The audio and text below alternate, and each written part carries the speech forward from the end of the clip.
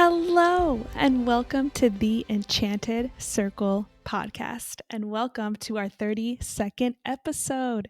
We are a new podcast of three best friends that have known each other since high school that love fantasy books.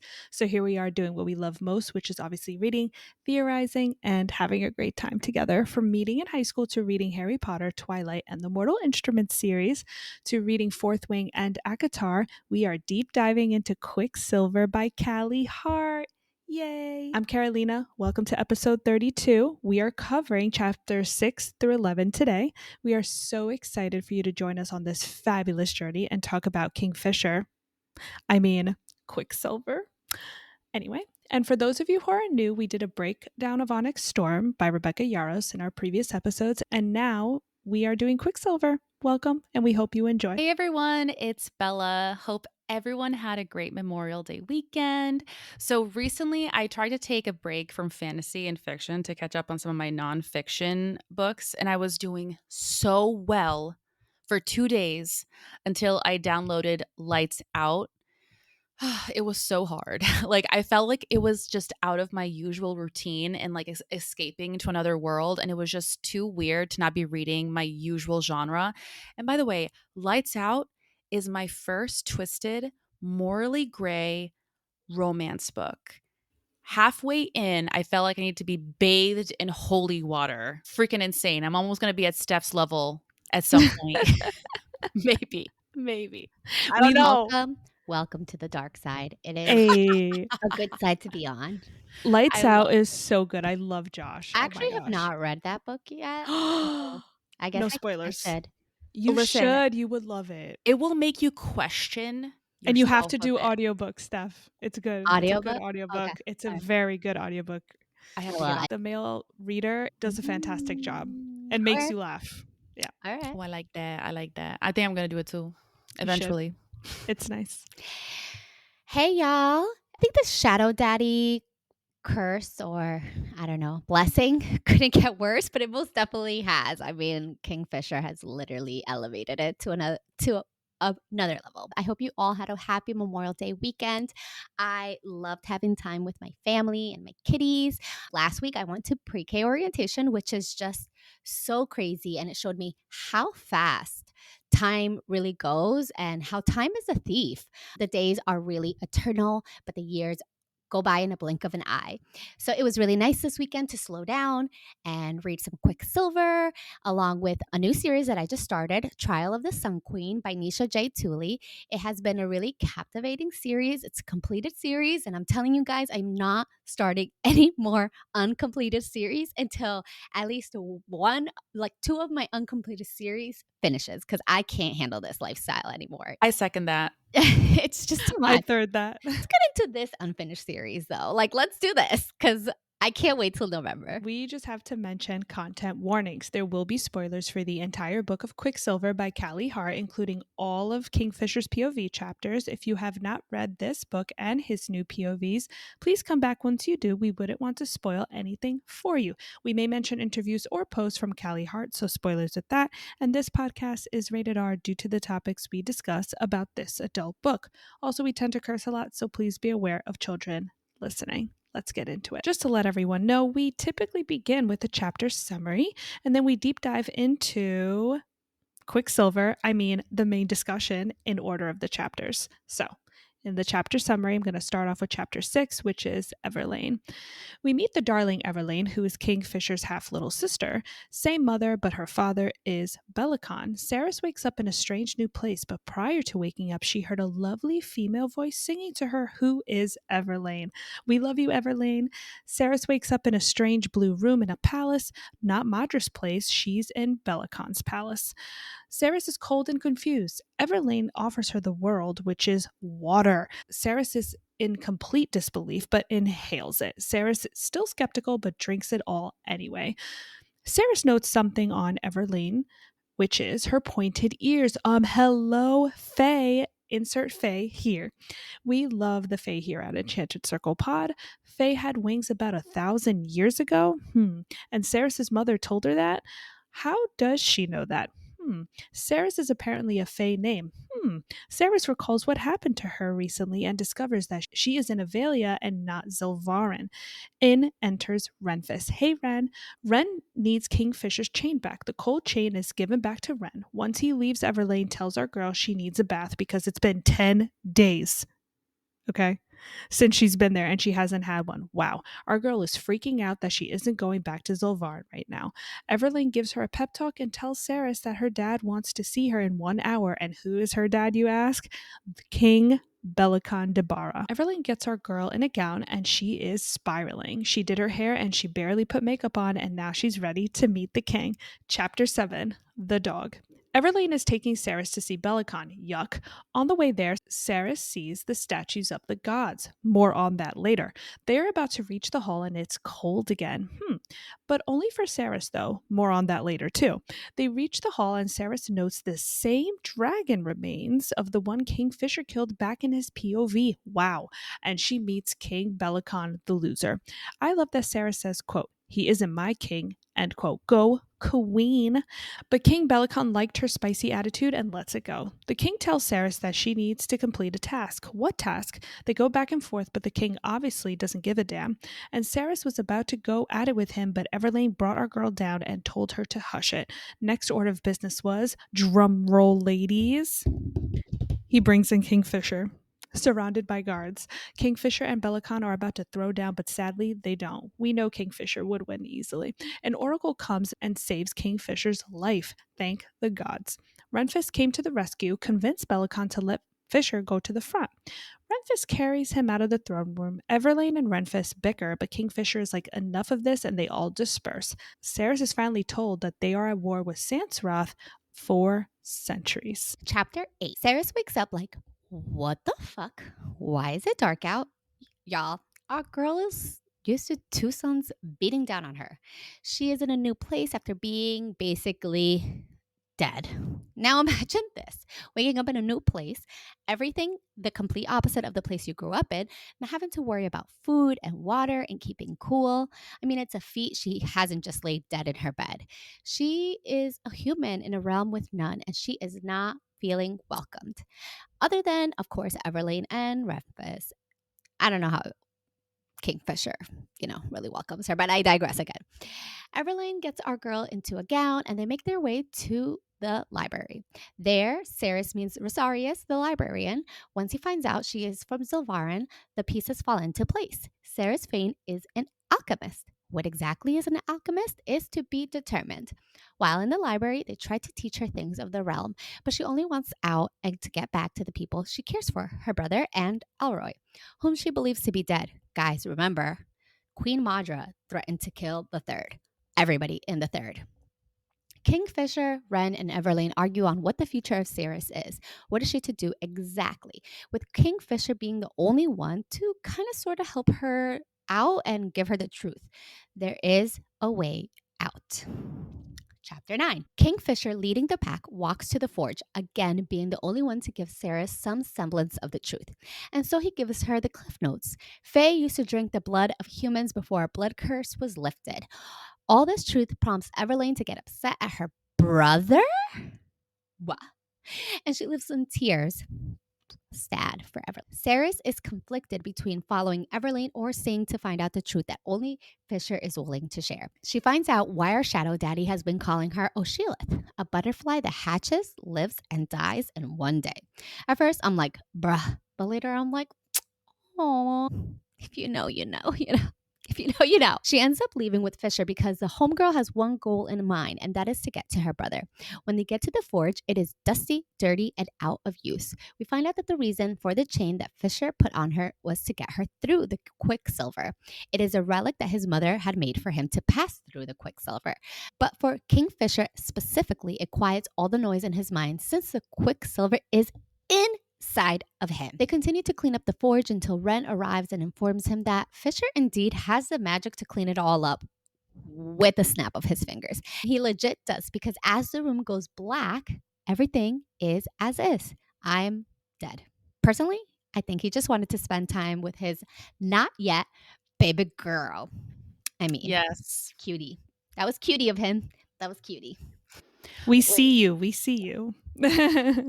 Chapter 10, Crumbs. So Saeris is starting to really see Everlane as a friend and felt bad for not being there for her after the argument she had with Fisher. But it was easily smoothed over as they met with Fisher, Wren, and Rosarius in the library.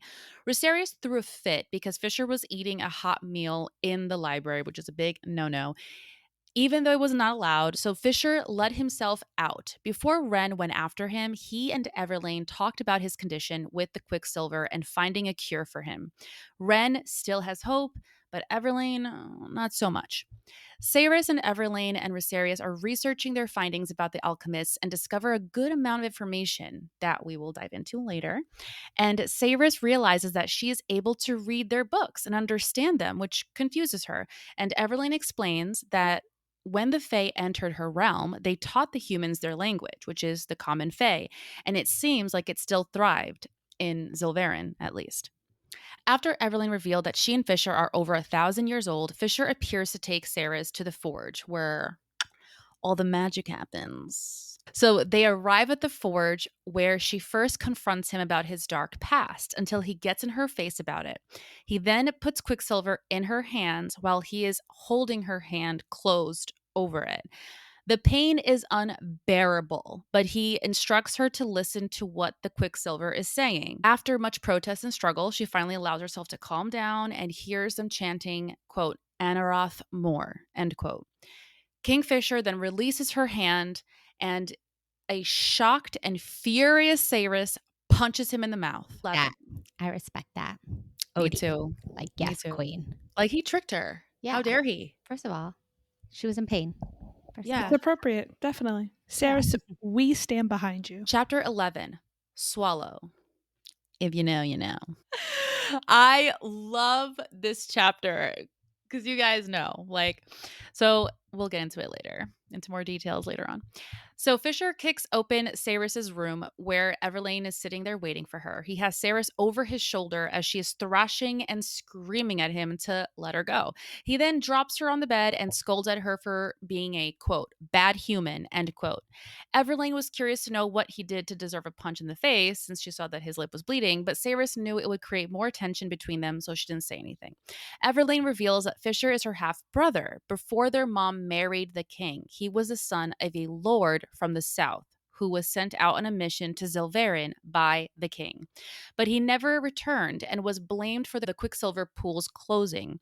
The king then remarried the mom for her wealth to fund the war in Senseroth, and she died shortly after giving birth to Everlane. Everlane then leaves to get breakfast, and then Kingfisher shows up with meats and cheeses to eat because her room was better than the library. Okay, Fisher. Sure. He is hungover and she is annoyed, trying to make him leave, resulting in a little outburst from him that reopens the cut that she gave him on his lip. He licks it as his canines are out on display, causing Saeris to feel heat down under. And Fisher smiles and reveals that the Fae have a very good sense of smell. After that mortifying scenario, Saeris is in the library with Lane and Rosarius and learns that in order to portal through different realms by using the pool, you just have to think about where you want to go. She starts to concoct a plan for her escape as she mindlessly listens to the librarian who just revealed where she can find the Winter Palace's Quicksilver pool. On to the main discussion. Back to chapter 6, Everlane. All right, so I found it interesting that as Saeris is starting to wake up, we know that it's Everlane singing to her, but she thinks it's her mother. Could this also be a nod that her mom is Fae? Just saying, I thought it was cute. That could be something. Yes, though there's something in the history by the end of the book. The god tells her she is human, then is remade into half fae, half vampire. So, I don't know. I subscribe, but cautiously. I subscribe. I cautiously subscribe to this podcast. Good point. Very strong fact. But where did the Fae come from? He made her do it. He says, I'm going to remake you into something that has never been seen. But listen, wait. anything can be. Anything can be. But I'm Or just saying. the Fae part of her was lying dormant and he brought it out You Because know? Okay. Because she was already a vampire, right? Like, she got bitten Mhm. by she Malcolm? got bit by a vampire, and he did say that she was supposed to be Fae, and And her Fae lineage went back and when. her invisible ears tickled. And the tingle, the Tingle. tingle, Tingle on the ears. tickle, No, tingle, I whatever. I even remember After she says, like, the roof of her mouth tingles too, like, if she has, like, Yeah. the canines. I'm not going against you guys. I'm Yeah. just saying what the Steph, book I'm just saying what the you book says. subscribed. Yeah, I you So that's subscribe subscribe. it. cautiously. You're on our side. You can't unsubscribe now. I'm not unsubscribing. I just wanna state what the book says. That's it. That's it. That's Yeah. it. Okay, that's all I gotta That's say. like Fair point. Just thought that was interesting that she mentioned her mom there. This is how Saeris describes Everlane, just as a reference for everybody. Quote, her hair was the lightest blonde, so long it reached well past her waist, tamed in two elaborate braids, each as thick as my wrist. She could only be, 24, 25, around the same age as me. Her skin was pale, her eyes a vivid shade of green. The hunter green dress she wore was a work of art, end quote. I can't help but also just note that, doesn't Ren also have braids too? They're so cute. Okay. Moving on. Again, this part made me sad when Everlane offered her water. Everlane says, quote, nothing, just water, I promise, end quote. And Saeris thinks to herself, quote, nothing? Question mark. Like, she was just like, what do you mean? Like, how is it nothing? Right.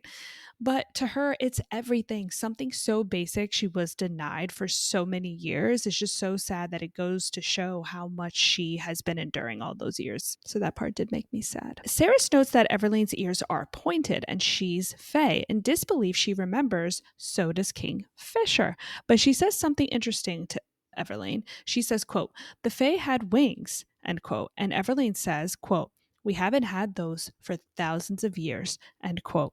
The information that Saeris knows is extremely outdated, right? But could this be a nod to this coming back into their world at some point? I mean, OSHA could also be symbolic for wings, right? No, maybe Saeris will be the Fae that will have wings again. Just saying. But seriously, Saeris says her mom told her stories about the Fae. Could her mother have been that ancient that she remembers the Fae with wings? Basically, everyone in Zelvarin is brainwashed into thinking the Fae is evil. Something's up with her mom, okay? And of course, we will find out what it is, but something's up with her. in mystery, for Yeah. sure. For now. Another nod that Saeris' mother could be Fae, because when Saeris tells Everlane her name, Everlane says, quote, ah, Saeris, a pretty name, a Fae name, end quote. According to Google, it also means, quote, unending dream or clarity or serenity, end quote. I really, really, really love this theory, but I just think the God has said that she's half human. So I don't know. Steph, you Listen, subscribe listen. to the channel. I do. I can't wait to find out more information about her heritage and her lineage. I just got to say it because There it's in has my to brain. be, but also too, How like, does her mom know so much information? You know who her mom reminds me of? Her mom reminds me of Lilith. Like, she knows stuff, but of course, like, she's not saying nothing. I'm not unsubscribing. I'm just stating. I'm just saying it because I have to say it because it's in my brain. I respect it. respect. Another hint of Saeris' mother being Fae. Sorry, Steph, I swear I wrote this before. Everlane says, quote, didn't your mother's bedtime stories tell you any, end quote. She didn't finish that sentence. I think Everlane and Kingfisher know more than what they let on about Saeris, and especially her mom. They know her mother is Fae or something, and that Saeris is part Fae. Yeah, I think they're speculating that for sure. Something's off here. Something. Then Memphis barges in, and this is how Saeris describes him. Quote, his eyes were the darkest brown, his fair skin splattered with what looked like mud, his sandy brown hair hung past his shoulders, the top part sectioned and tied back into a war braid. He was frighteningly tall, his bare, muscular forearms covered in intricate interwoven tattoos that blurred as my eyes tried to focus on them. The murderous look on his face softened somewhat when he saw Everlane. End quote. Let's ship Everlane and Ren here. Renlane or Evren? Listen, though, something love in it. me says these two may be lovers or Definitely. mates. Definitely. Like, it's just given. Definitely. given Later mate. on, when something happens to Lane, if you know, you know.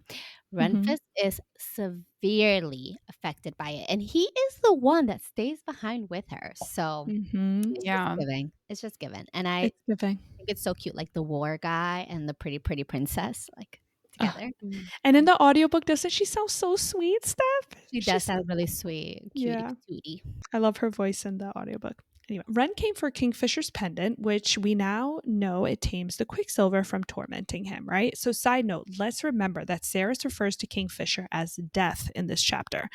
And she says it multiple times. Could he be the god of death, right? Or a descendant of some sort?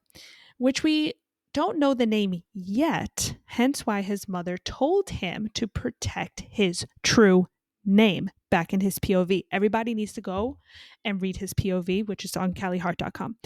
Okay, I think the pendant is what's making Saeris ice cold this whole time because when she took it off, she felt a cold shiver run through her, and she notes that the pendant had a small silver disc with markings that could resemble a family crest.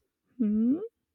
Yes. And like also to note about the pendant, Saeris felt like it was humming and she felt, quote, the strangest energy fired up and down my arm. Not painful, but certainly not a pleasant sensation, end quote.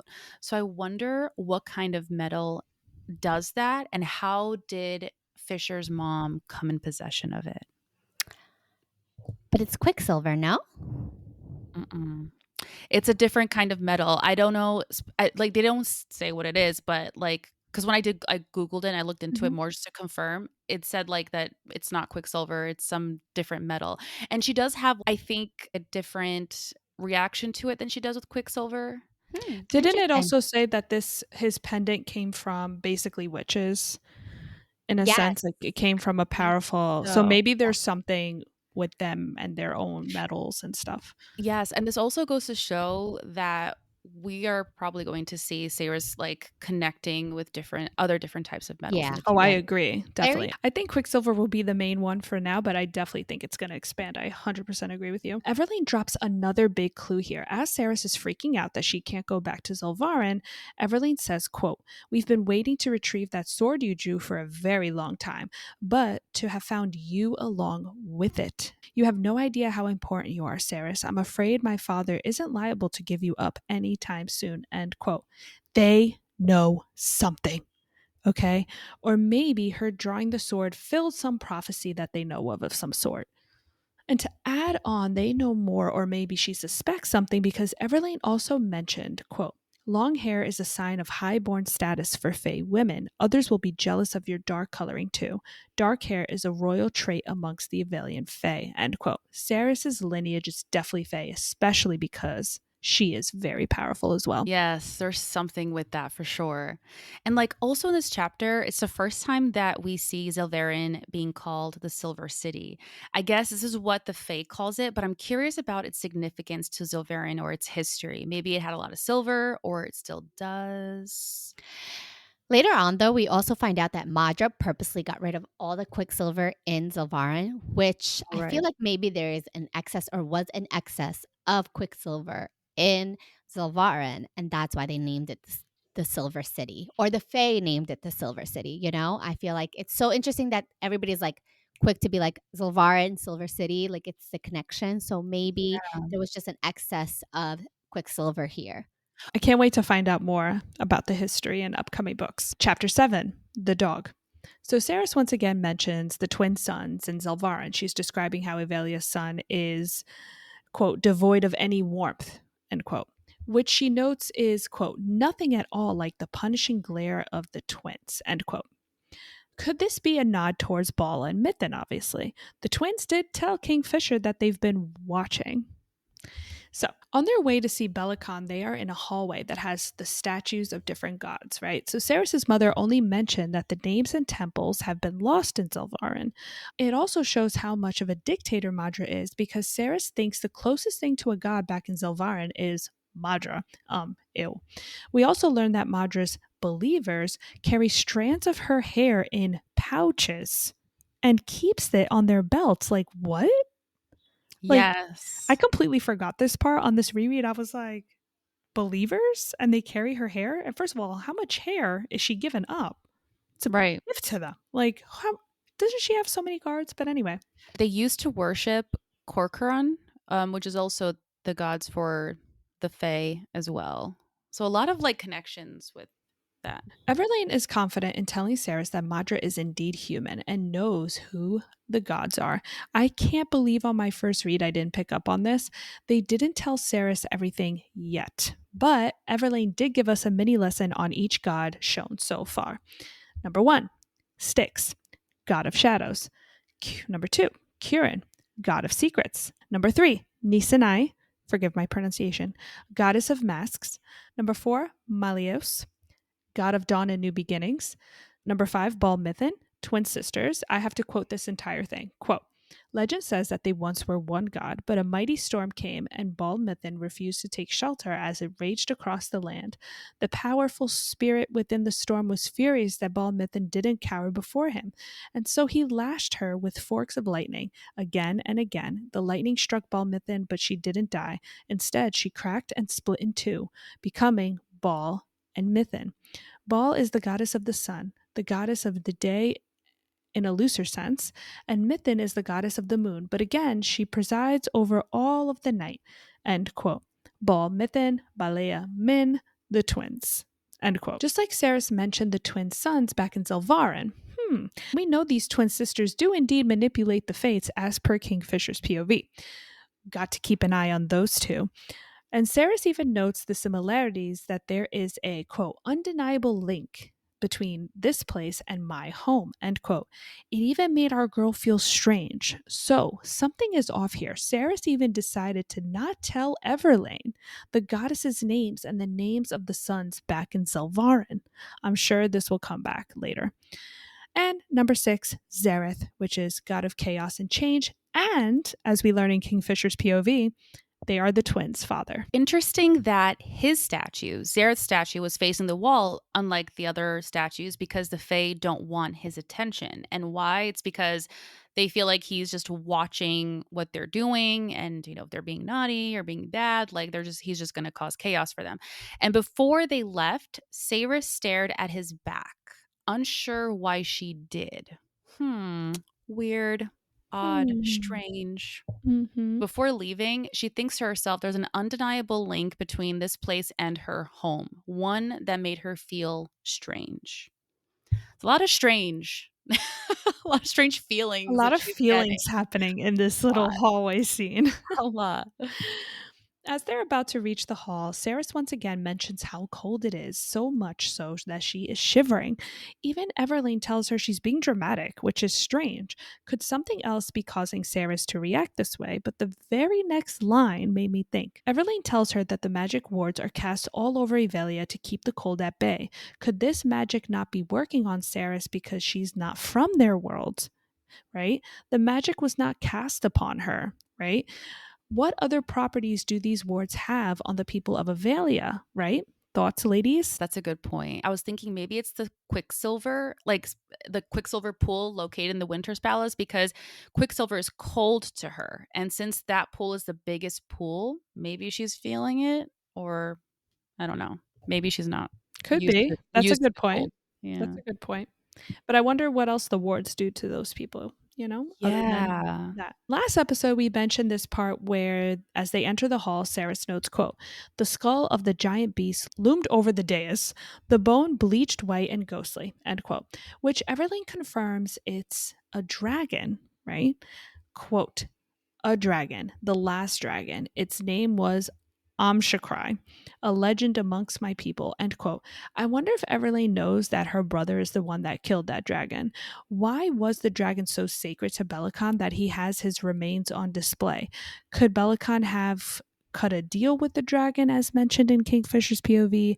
I mean, we know he's a piece of shit at the end of the book, but I can't help but wonder if he started everything thousands of years ago. I mean, I took this to mean that he took an important kill of Kingfisher and made it his own, because he is a fucking hater. And he def had a lot to do with the war, because remember whose brother he actually is.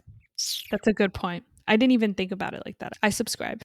Saeris finally meets the king and notes that he's, quote, his hair was black as jet, tinged gray at either of his temples. His eyes were a deep, dark, murky brown, sharp and unfriendly, end quote. He's definitely a piece of shit. You could just tell. And as they go back and forth about the task that Saeris has to do, King Bellicon says, quote, "It seemed highly unlikely that a human woke the Quicksilver," end quote. He grunted, displeased.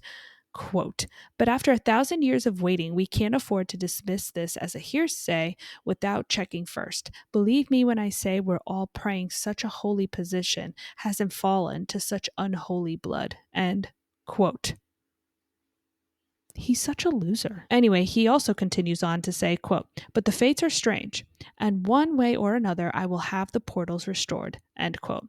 Another nod that Saeris is not 100% human. And where he going? What portals does he want to open? Where are you going? He wants to take over The the world. universe. Exactly. Just want to note again how, as Kingfisher is brought into the throne room, Saeris mentions again that he is Death. Another reason I don't think Kingfisher is his true name, because everyone obviously knows his name since the crowd is like repeating it in the throne room. "What's your true name, boo boo?" At the same time, Saeris hears a, quote, "multi-layered scream ignited inside my head as the metal scraped across the dais this time. The sound of it was deafening," end quote. Could this be the Quicksilver inside Fisher? Mm. Their mating bond? Doing something? Hey. Who knows? One character I completely forgot about was Malway, who is the old woman who seemed to be an oracle of some kind in this world, who seems to be on the good side since she technically saved Kingfisher from being killed by Bellicon. Her prophecy states, quote, "The Kingfisher does not die by your hand, not today," end quote. What does this mean, Callie? I need answers. Please don't kill Kingfisher in the end. Please. But Malway resumes to say that Bellicon has to return the pendant to Kingfisher. Bellicon actually listens to Malway because she says if he doesn't, then his family and palace will fall. I'm surprised he did listen to her. I really thought he would try to kill him here. I always wondered, how is Renfis still the general of Bellicon's army? Like, doesn't Bellicon know that Renfis is Kingfisher's bestie? You know? Yeah. Like, also, Renfis clearly tells Bellicon that Kingfisher is their only way of winning this war. Okay, Renfis standing up for his bestie, but somehow, some way, Renfis convinced Bellicon that returning Kingfisher to the front is a good punishment for him. Interesting. So, as they all left the throne room, Saeris gets a good look at Kingfisher, and this is how she describes our boy. Quote, "His jaw was defined, marked with dark stubble, his cheekbones high, his nose narrow, straight and proud. There is a dark freckle just below his right eye, and those eyes, God's eyes were not that color. I'd never seen that shade of green before, a jade so bright and vibrant that it didn't look real. I noticed the filaments of silver thread through his right iris back in Madra's Hall of Mirrors, but I'd imagine them being so close to death and all." End quote. I imagine like he just looks like a really, really handsome face cyborg. The silver in one eye, just like chef's kiss. Like that was like I mean, I wouldn't. beautiful. I don't know if I would like that because it looks kind of creepy.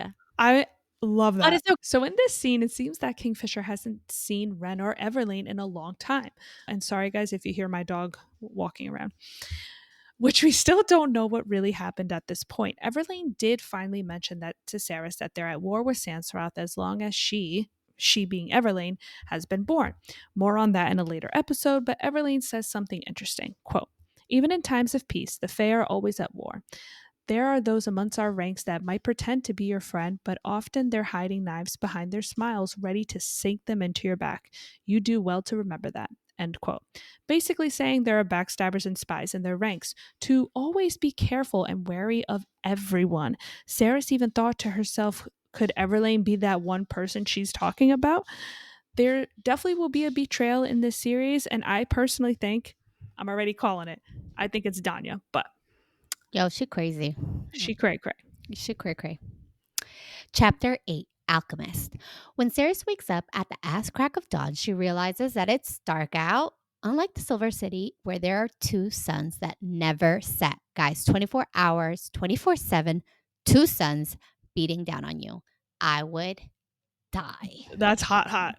Haha, Hot, that's hot. bright. That's bright, bright. Which leads me to ask, why is there two suns and why do they never set? What is up with this world? What is I find it very peculiar the mention of the two suns in Zalvarin. Why is there only one season? Like what, it's always summer there? Like it's always hot? Like is it a desert? I'm interested actually also to see the world in Zalvarin, like other I hope we like travel more. In Yuvelia, Lane tells us that they're currently in the Winter Palace where it always snows. So it's basically always winter. Quite the opposite, right? Isn't that also very peculiar? But there may be other palaces with seasons. We don't get much world building in Yuvelia here, unlike many fantasy books. I hope we will be traveling more, like I said, to more than one more worlds than just Zilvarin and Yuvelia. I don't know. I want to see more. Hell yeah. And I think we are going to be seeing more because of the pools that are in completely different not worlds, but in different like locations. Realms. Realms, yeah. And around Yuvelia. Yeah. Very interesting. As they get to the library, Saeris lets us in on some family history. Her mother used to work in a library, and Saeris would go there to learn all that she could. We find out more of her mother's history later on, so I won't spoil it right now. But what led her mother to change from librarian to hiding rebels in her house? This is so sus to me. I am convinced her mother is Fae. Convinced. Can't tell me otherwise. And she is up to something. Why didn't she just tell Saeris? Like, why? I don't know. But also remember, guys, like we find out later on that she was working as a prostitute and, she started carrying knives or daggers to protect herself. But I wonder what Wait, connection is there. what if Saeris is not even her real name? Maybe her mom wanted to protect her name. Maybe. Maybe. If she is someone important or comes from an important lineage or something, maybe. Because the whole thing with like Kingfisher, his mother Oh, not yeah. letting him, reveal his name Mm-hmm. could be because it's dangerous, it's risky. Mm-hmm. I don't know. I don't know. Could be her last name, too. Maybe it's not Fane. Maybe it's something else. In this chapter, we find out that they suspect Saeris to be an alchemist, which basically means she can work with the Quicksilver. Alchemists in the past used to forge weapons for the Fae and control the Quicksilver, kind of awaken it. Humans, though, aren't supposed to be alchemists, but maybe someone in her lineage was Fae. Connecting to Carolina's theory. A very, very, very, very grumpy Kingfisher arrives, good as new now that he has his relic pendant. Baby girl, Saeris can't stop staring. The attraction, or maybe the pull already gravitating her to him. But she is a spitfire, and when Kingfisher wants to be an ass to her, she hands his ass to him, as she should, queen. Everlane wants Saeris to learn about Yavilian history, but this is not at all what she wants. What history does Everlane want her to know? That she is adamant she reads these history books. Right? And like the pleasantries and all that crap. Like the chick has 1 week. 1 week. Yeah, to show the king that she can use and control her powers. And she's probably not a fast reader like me. So like she probably will not take like 24 hours to read a book. A 700-page book. I doubt that. Doubtful. Doubtful. I mean, come on. Come on, Everlane. Come on, Saeris. Saeris, still believing that Madra killed all the people in the third, has one goal in mind. Seeing her brother's body, if it is true. I do not blame her at all. But why does Everlane want her to so badly move on from the fact? Does Lane have her own need for an alchemist? Why do you want to move on? That's really good. That is true. Why do you want her to move on? Like, she has a family. I was like, don't you care about her family? Exactly. She was very dismissive. It was very sus. Dismissive. But I love Everlane. I know. I she's so sweet. It's hard to see her as like an enemy, but I don't know. Right? That was sus. I mean, we're in book 1. What do we know? We don't know anything. Yeah, we don't know nothing yet. Yeah. Fisher is very, very, very, very self-loathing because Homeboy was a prisoner for over 100 years. But does he have to be such an ass to his sister? He wants to turn his back on his family and his people because the depression is real. Remember back when Saeris was on the wall running from Madra's guard and she felt the vibration? Apparently, this is part of her channeling metal's energy, or more so, Quicksilver. Do you guys think it is only items with Quicksilver she can manipulate or all metals? I think for now, it's Quicksilver, and then she will learn to manipulate others because alchemists were also known to change metals into gold. And I think eventually, like Bella said, she will eventually be able to manipulate any metal, but Quicksilver will obviously be the main one for now. Very interesting. She's going to be a baddie. Chapter 9, Righteous Purpose. Fisher leaves the library with everybody trailing behind him to go to the forge, which apparently is being heavily guarded because Belicon probably doesn't want anyone making weapons. I mean, that's what I gathered. Like, why would it be heavily guarded? During this walk, though, they passed the guard During this walk, though, as they pass the guard statues, I have to die because while most of them show reverence, Fisher flips them off. He's just like, middle fingers. It just goes to show how annoyed he is with the gods sticking their noses where it doesn't belong. This part actually made me laugh out loud because you see how different he is from Everlane, who literally bowed to every god and showed respect, and he's just like, fuck you. It was It's really so funny. funny. It was funny to me. Lane wants to proceed with caution, but time is running out. It prompts Fisher to give Saeris a quick rundown. LOL. Fae used to be cursed by their ancestors. Why? Who cursed the Fae? And what did they do to be on the tail end of the anger of their ancestors? Mm-hmm. The curse caused the Fae to have fangs in which they used to drink the blood of humans. The blood curse was lifted by whom and why? Again, what did they do to be relieved of the curse? Drinking blood helped them maintain their immortality, but it's no longer needed. The Fae are ashamed of their past bloodsucking. Very interesting facts. Like, we don't know why they were cursed. We don't know why the curse was removed and how they're maintaining their immortality, basically, without drinking blood anymore. So there's a lot of like opened, strings here. There's a lot of history that we don't know. Yeah, it probably ties with alchemists in the past. The witches are definitely going to come in hot. Yeah, It's all coming hot. Probably book 2. All this truth, and now poor Everlane, she's crying. She's pissed to the point she lashes out at Fisher and tells him, quote, "You're my brother, though I sometimes wish you weren't." End quote. Ouch. With a capital ow. That's terrible. That was a little harsh. That was very harsh. Very harsh. I mean, her brother was like literally a prisoner of war. So like he just came back like two days ago. Like, give him a break. out. Like, just be nice a little bit. Just a little bit. Girl, come on, girl. Back off of him a little bit. He's been a prisoner of war. He's Kingfisher. Honestly, I think it obviously is a front, the way Fisher is acting. He is trying to push his loved ones away. Depression is in full throttle and his mental health is not good. Hurt people hurt people. And right now, Fisher is internally bleeding out. Yes. And I think that he was also upset that Everlane supposedly didn't reach out to him after the whole thing. I think that's what I remember from reading. But yes, the man went through an ordeal. He needs some time. Give him some time. But he calls Saeris Osheliath. Quote, "An Osheliath is a type of butterfly, Osha for short. They hatch, live, and die all in one day. The cold kills them very fast. Isn't that right, Renfis?" End quote.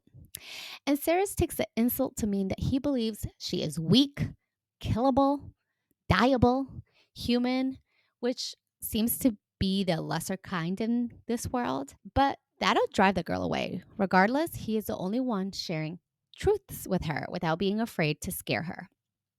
The well-guarded forge? Well, it really isn't well-guarded. If anything, it is overgrown and unkempt, a hot mess of a place resembling a forge. Sarah suggests some magic to help, but Fisher denies this, so they get to cleaning. If I didn't know better, it just seems like Fisher wants to spend time with Saeris. Why else would he have them work manually for hours and hours? And He knows 100%. something she don't know. 100% he wants to have some alone time with her, feel her out mentally and physically. he wanted to Bella. be staring at her booty while she was picking up debris and shit. Yes, he was Mhm. trying to like see all the angles. He's like, "Oh, so that's my fated mate? That's who that Mhm. is? Yeah. Okay."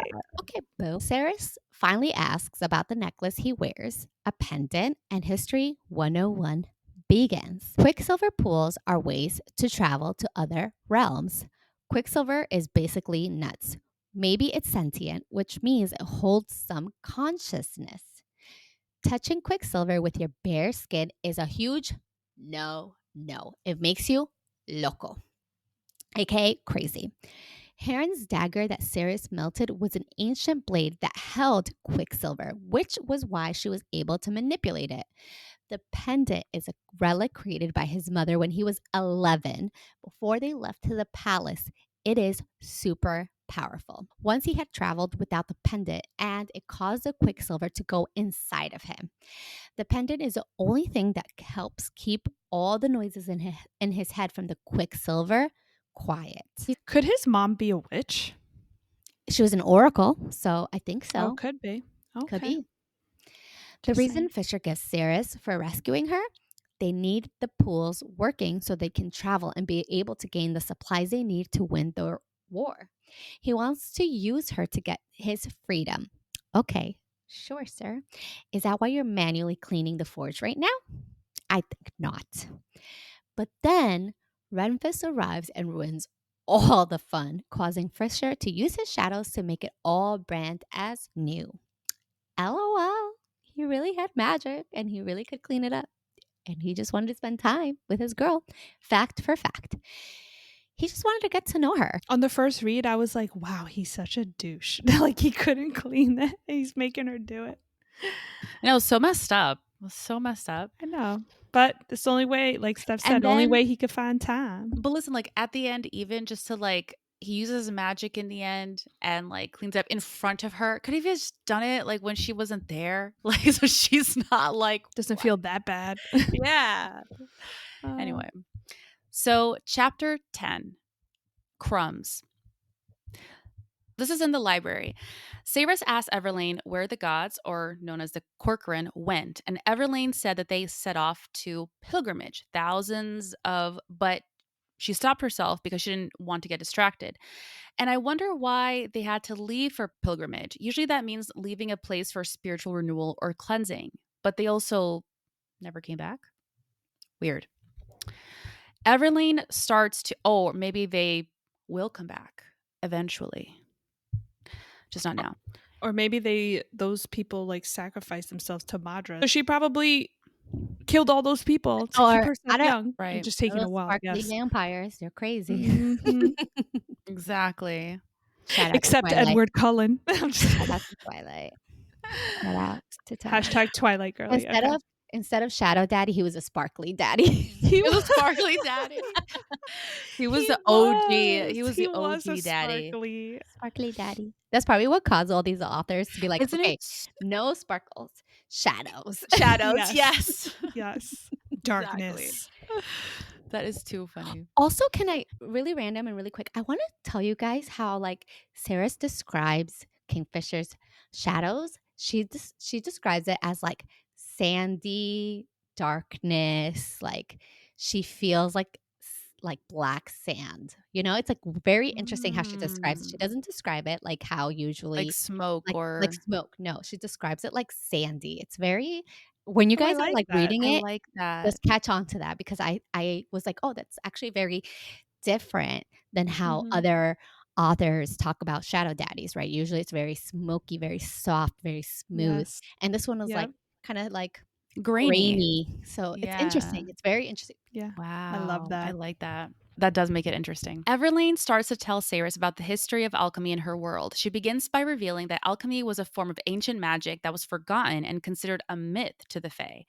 I thought this was interesting because whatever Saeris is old.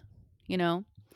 And there were 3 branches of alchemists. Now, while I read this, I started to see a little connection, but I don't think they're related. Just wanted to point it out just in case. But 1, Fae who sought to discover the path to immortality, like Madra, who seeks to become immortal. 2, Fae who sought to create an invent by transmuting various metals and ores, like Saeris, who can talk to metals. 3, Fae who sought to cure illness and disease, like some Fae who have healing abilities. So, thousands of years ago, alchemists were able to transmute compounds and turn them into metals. This came in handy to fill the royal coffers with gold, but when the Quicksilver was discovered, quote, all manner of chaos ensued afterward, end quote. So, where did the Quicksilver come from? We later learn that the pool at the Winter Palace was crafted for Belicon, which means someone created it, which means pools can be created. That's a great point, Bella. And I don't know the answer to that, but just want to note that the largest pool of Quicksilver is there. So it's interesting to note that. Yes. But the Quicksilver itself, where did it come from? The fact that it has a low level of sentience could mean that it's not even from their realm. Is it a nod to the Silver City? I find it so odd that everyone in the palace is so aware of Zavarin and called it the Silver City as if they have been there thousands of times, maybe to bring the Quicksilver from there to their realm. Mm-hmm. And remember that in Madra's palace, she has the Hall of Mirrors, which might have had maybe Quicksilver, like lined down that hallway to like just a hallway of portals to like different realms. I like that. I like that That's a a lot. great point. I like that too. Yep. Yeah. They were discussing how the Quicksilver could have been controlled. Everlane speculated that they were activated and deactivated, and Saeris is unsure if they were able to be controlled at all. Psh, if he only knew. But on page 59, Saeris could hear Heron's dagger calling out to her and, quote, commanding her to unmake it, and she did eventually. She said it would be easy to call it back and make it heal. But then later on page 150, when she tried to command the Quicksilver to go to sleep, it didn't obey at first until she commanded it to go to sleep again. By the way, I just want to add that the fact that it like didn't listen to her, didn't want to go to sleep, just means like it has a will of its own. It can just be like, you deaded. No way. Yeah. That's terrifying. So Rosarius also reveals that according to the documents from around that time, the Second Order of Alchemists lived a very short life because they often went mad and killed themselves. Order? Like, how many orders were there? And did they die from being exposed to Quicksilver? Piggybacking on what you were saying about the Quicksilver has a will, like even when Saris was making the rings and she literally had to make deals with the Quicksilver. Remember, she had Lorth sing the song that was theirs and they stole the song. Like they want stuff. They But want yes, something and they're gonna remember, take it. we learned that Quicksilver has sentience. They have consciousness. So whether we know that Baal and Mithrin use it to communicate with Fisher, right? Are there other gods that are using the Quicksilver as a means of communicating with humans or alchemists? Particularly, we kind of learned that Baal and Mithrin find Kingfisher's life to be like a telenovela, like a drama, like a soap opera. I feel like more than just them, like those 3 gods are altering the fates and involving themselves via the Quicksilver as a means of communication. Not only can you travel to other realms, but maybe it's communicating. And when Saeris is making these deals with the Quicksilver, particularly, she's making the deals with certain gods or goddesses.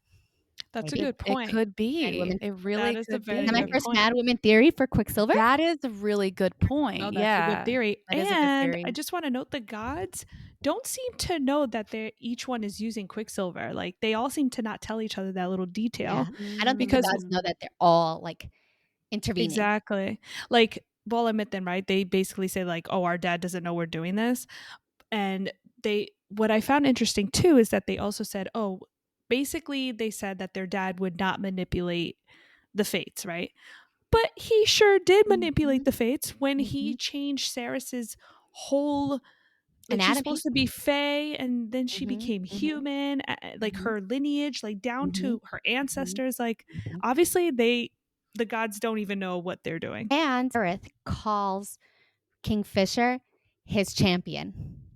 So, like, why do you You call see him, this like, nonsense? his champion? What For do you what? mean? Like, what are we here? What are we battling? What are What the do gods? you mean? Like, are the gods choosing a champion? Will there be, like, a champion face-off? Is this the Roman Empire? Are they are Like a are test? we Is in the this like Colosseum right now? I don't Or know. is this like their Is this a entertainment? Mason, like, Oh my. the champ? I don't know. It's just interesting Mm-hmm. that Zareth calls Is Fisher this the wizard his tournament? Like what is happening? there seems to be a lot of gods, and I don't only think it's these 3, I think it's all the gods, and I hope, like, we get to meet more of them later on, but there seems to I be a agree. lot of gods intervening in universe, I wanna say, because it's more than just one world, like, it's a bunch of realms, so it's, like, a bunch of Mm-hmm. universes-ish. Definitely. I agree. Yeah. It's going to get more chaos is coming. That's for sure.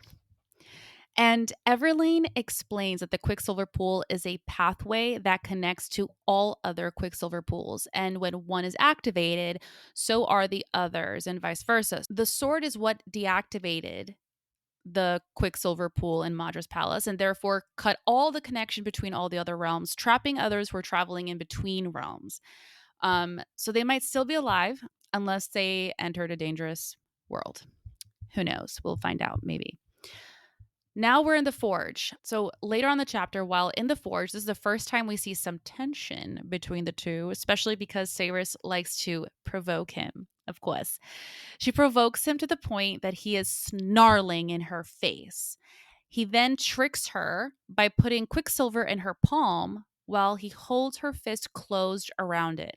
She felt such an intense cold that it felt like her skin was burning, and he told her to listen to what the Quicksilver was saying, but she was in too much pain to focus.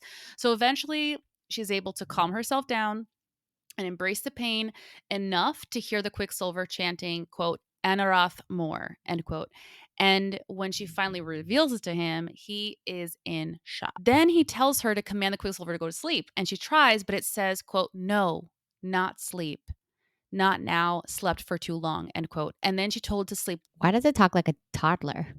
No, Yeah. not sleep, not I now. Well, know, Slept right? for well, the too thing long. What a is, my the toddlers speak better than this. Stop.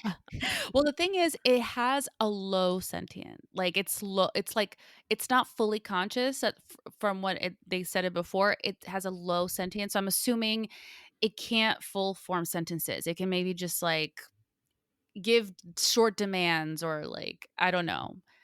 But the fact that he just made a choice, it was like, nah, like we're not gonna go to sleep. Like that was But I love how, speaking of interesting. a toddler, like, go to sleep. And a little more firmly, they're like, okay. Yeah, It's yeah. like, all right. Right. They're like, okay, fine. But then the best part, guys, she punches him in the face. Yes. This was so hot for her. Like, I was by for her in this I moment. I was love like, that. I okay, was like, yes, strong Sarah. FMC. I love that. Okay, I so love she's that. like, decks him in the face. I'm like, Yeah. am I gay for Saris right now? Maybe a little bit. Yeah. Love it. I love that And for he her. loved it for sure He because definitely Mhm. loved it. he came He back was with he said, 100%. Jesus. It's given Rowan. If you know, you know. All right, so chapter 11 is Swallow. So after Saeris was dumped in her room by an angry Fey warrior, Saeris was talking to Everlane, and Everlane reveals a little bit about their sibling history. And Saeris comes to find out that not a lot of people talk or know about the fact that Everlane and Fisher are siblings. Everlane reveals that her mother was married to a southern lord in the past and had Fisher before she married her father, King Belicon. The king then sent Fisher's father to Silverin on a mission and he never returned. That was during the time that the portals were sealed by the sword, leading Belicon to accuse Finran, who is the father, as the reason and called him a traitor to the Fae. Could his dad Guys. still be alive? Oh my god, I was just gonna say that. Could he be alive as Devarid? Yes. I think he's alive. I was wondering that too. I was like, he is definitely. What if his dad is Elroy? Can you imagine? Like something Oh crazy. my god. I would just die. Right there. Whoa. Carol, Is this a moment of silence? I Wow. am shooketh. But That's a really good I theory. it's like Mad he has woman to be theory. alive, right? Like, we don't what happened to him after he Yeah. because remember, he brought Carrie on with him. Like, Yes. Something with that. I like I it. don't know. All right. You subscribe? Come on, book 2. I Subscribe. need you. 100%. Subscribe. I'm 100%. I'm going to keep my eyes peeled for more clues on that. Saeris also learns that Fae children are a very rare gift. And unfortunately, Fisher and Everlane's mom died during childbirth while giving birth to Everlane. Everlane left to get some breakfast, leaving Saeris with her thoughts. But were they thoughts? Because although Saeris was not holding the Quicksilver anymore, she couldn't shake the thought of what the Quicksilver was saying, which was Anorath Mor. She thinks to herself that it sounds like an answer to a question she didn't know how to ask. She found herself in a trance while thinking about it when suddenly Fisher shows up with his breakfast of meats and cheeses. He explains that her room was better to eat in than the library. Sure. Whatever you say, lover boy. He definitely wanted to bother her, and he definitely brought all that food for them too. And he definitely wants her. He just wants his baby girl. Like, the mate bond is calling him. He's like, gravity. It is. Go to your girl. Be with her. How you feel about it, Amanda? You good about it? You good? Yes. I was waiting for Steph to say it. Fated mates. He definitely couldn't help himself. I mean, the man just got punched in the face, and he's like, hey, and he's hungover. So he's like even more like not in the mood to deal with drama. And he just like goes to her room. Like, Yeah. he's annoyed by her, but then he goes to her room. Yeah. And the meats and cheese are not even like hot meals, you know? He's smitten. He liked that punch. He's like, oh, feisty. The punch is what got him. Yeah. So now the famous scene, guys. The just perfection. Wait, Bella. Tension was tensioning. I Is mean, that the what you're tension saying? was Bella, set the scene. Queen, go. Get ready. Hey. So Fisher is hungover, which prompts him to close the curtains angrily. And Saeris is not having it and try to make him leave until he has an outburst and tells her the rules not annoy him, which includes yelling and punching him because he is hungover. He doesn't want her shit. And she notices that the cut on his lip from the punch that she gave him is bleeding. So he's like really up close to her face with a bleeding lip. He then flicks his tongue on the blood while showing his sharp canines. And this immediately excites Saeris. And he says, quote, careful human, we Fae have an excellent sense of smell. You'd be amazed what we can scent floating in the air, end quote.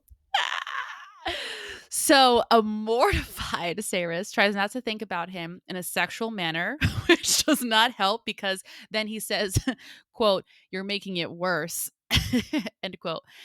I would love his POV at this moment. Like, just trying Definitely to agree. know what's going through his head at this time. She then tries to change the subject and asks him why he wouldn't get his lip healed by one of the healers. And he says that he was planning to go after breakfast, but now he may want to keep it as a souvenir. She mocks him by saying, quote, a reminder of the time a weak human girl landed a hit on you and drew blood. You want your friends knowing about that? End quote. She starts chewing on a piece of chewy cheese at this moment. Of course, she just had to pick the chewy cheese. I guess like she doesn't know like her fave cheeses yet. And he says, quote, I like being surprised. I'm also a fan of aggressive foreplay. It'll be a fun reminder, end quote. Saeris nearly chokes on her cheese while she's trying to clear her throat, and he leans in, smiling, and says, quote, swallow, end quote. Lord have mercy. Bella, if you were in the room with them, he'd probably smell you too. I know, yes. It would be sweat from nervousness. I would be red like a tomato. He would smell the blood going to my face. Like, are your toes curled? Nah. A nod. to Fourth Wing and her curly toes. If you have been listening to us since then, if you know, you Yeah, know. no. I get Here we go. The I recap. get toe cramps, okay? It just happens. I'm I so couldn't be a sorry. ballerina. I wanted to be a ballerina and I couldn't because every time I pull my toes, it just holds on. It hurts. I can't do it. Or now it just happens when you read books. Yes.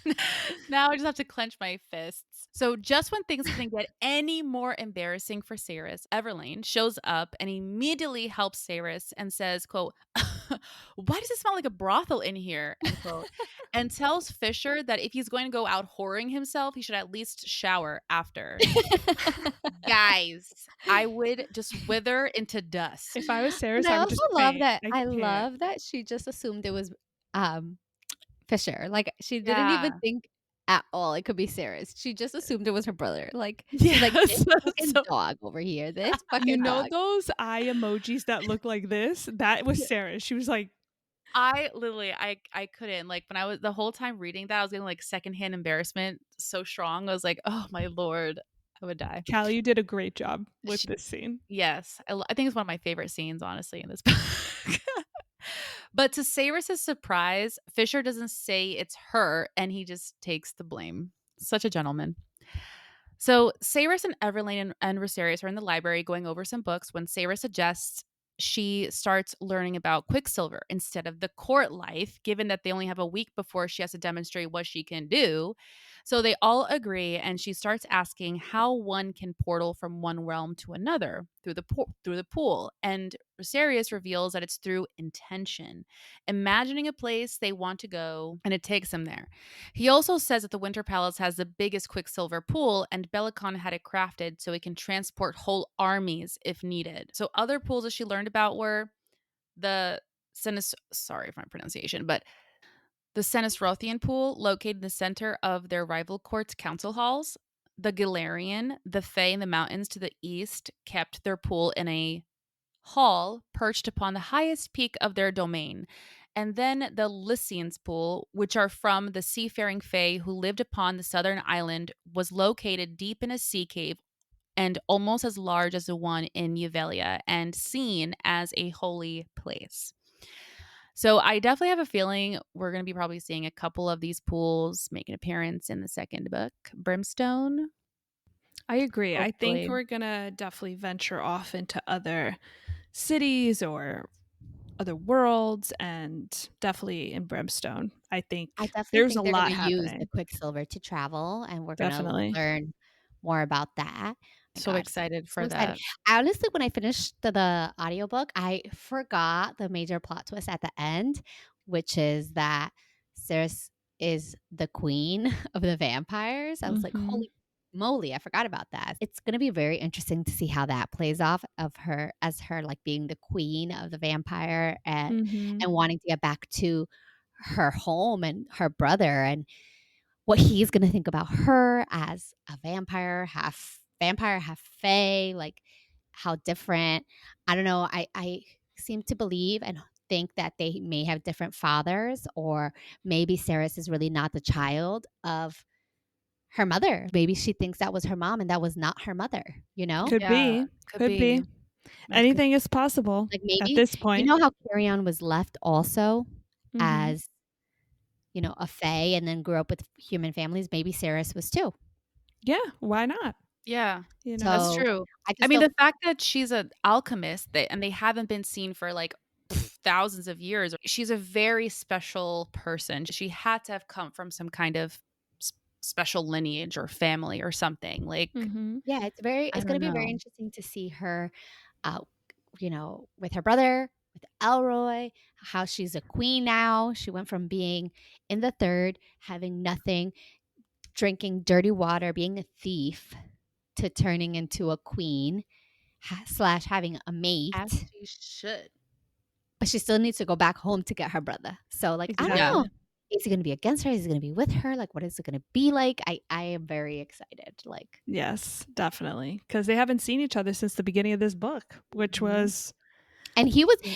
and Carrion set him up, like, so that he has a job and so hopefully he matured in the time that his sister wasn't there to fix all his mistakes. Yeah. Hopefully got his shit together because, Mhm. he can't be escaping around with like important artifacts that Yeah, they need. exactly. I think he's a god, honestly. But Her brother? yeah, Really? Why? Do because tell. the gods specifically say Hayden's sister. Why? What's the significance to that? And Oh. Carrion is very, even though he did screw him over apparently with gambling, but he protected him. So Oh. I just found it interesting. But it's just a tiny mad woman theory. Yeah, tiny. Yeah, but Very that's tiny. that Just is saying. interesting. Why did he Because he say? says Saeris. He doesn't even say Saeris' name. He says Hayden's sister. Yeah, Why is Hayden mentioned? He's not yeah. that important, you know? But more Unless on that later. Thank you. It's just so much information and so many theories. It's just like, I can't wait to talk about it more. And I can't wait to dive deeper into this book. And thank you so much for being here tonight. It truly means the world to us that you're here. And please message us. Let us know what you think or what you would like for us to include in our next episodes. We truly appreciate your feedback. Yes, that's a wrap for now. Thank you so much for listening to our new obsession. I'm trying to take my time, but it's just so easy to get in the zone and forget to pay super close attention to the details. But we hope you enjoyed today's episode and hope you have a great week. Seriously, hope you guys enjoyed this week's episode. And if you have any thoughts you want to share with us, please DM us anytime. We love talking to you all. Guys, we are just your local trio of best friends. I mean, are sitting here enjoying each other's company and talking about what we love the most. Zayden Ryerson. And You know, Garrick you and Arik and here and Kingfisher and, please. and Kingfisher and Wren and King- Lorth. Okay. Zayden first, then Kingfisher second. Kingfisher, love you, Mhm. boo. And Aaron. I will say though, the voice You of and Aaron Kingfisher, Warner. the voice of Kingfisher in this audiobook, Wasn't it so good, Steph? holy moly, Velvety, holy, smooth. Wasn't oh it my God, it was amazing? amazing. Aren't you so glad Amazing. you did the audiobook? Yes. It just His voice, All right, I gotta, wow. chef's Wow. gotta kiss. listen 10 to out of some of 10. that. 10 out of 10. Mhm. All right.